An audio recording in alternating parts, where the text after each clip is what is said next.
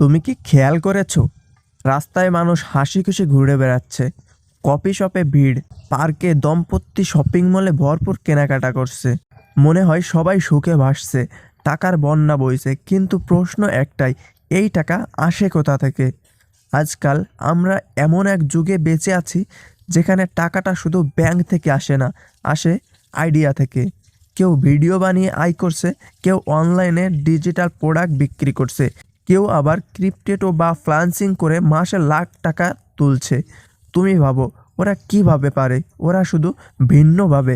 তারা অফিসে না গিয়েও ইনকাম করছে, নিজের ফোনটাই বানিয়ে ফেলেছে অফিস। আর তুমি প্রতিদিন দেখছো চারপাশে মানুষের সুখ, ঘোরাঘুরি, নতুন গাড়ি, নতুন ফ্ল্যাট। তুমি ভাবছো সবাই তো টাকা পাচ্ছে, আমারটা কোথায়? কিন্তু আসলে টাকা লুকিয়ে নেই, টাকা ঘুমিয়ে আছে তোমার মাথার আইডিয়ার ভেতরে। আজ যারা হাসি খুশি ঘুরে বেড়াচ্ছে তারা একদিন তোমার মতোই ভাবতো, আমি কেন কিছু করতে পারি না। কিন্তু তারা একদিন নিজের একটা দক্ষতা, একটা পরিকল্পনা, একটা কাজ, সেটাকে সিরিয়াসলি নিয়েছিল। একটা ভিডিও বানিয়েছে, একটা প্রোডাক্ট বানিয়েছে, একটা ছোট ব্যবসা শুরু করেছে। আর দেখো এখন তারা হাসছে, কারণ টাকাটা তাদের জন্যই কাজ করেছে। তারা টাকার পেছনে নয়, টাকা এখন তাদের পেছনে দৌড়াচ্ছে।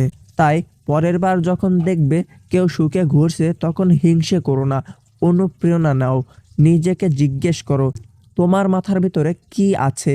কি একটা এমন আইডিয়া ঘুমিয়ে আছে যেটা একদিন আমার সংসারে টাকার বন্যা বয়ে দিতে পারে? কারণ সুখী হওয়া খারাপ কিছু না, কিন্তু সুখী হতে হলে চালাক হতে হয়। যে আইডিয়াটা কাজে লাগাবে তার ঘরেই টাকার হাসি ফুটবে। তাই বলো তো, টাকা তোমার জন্য কাজ করবে, না তুমি সারা জীবন টাকার পেছনে দৌড়াবে? আজকের ভিডিওটা এই পর্যন্তই, আশা করি তোমরা সবাই বুঝতে পেরেছো। তো সবাই ভালো থাকবে, সুস্থ থাকবে, আল্লাহ হাফেজ।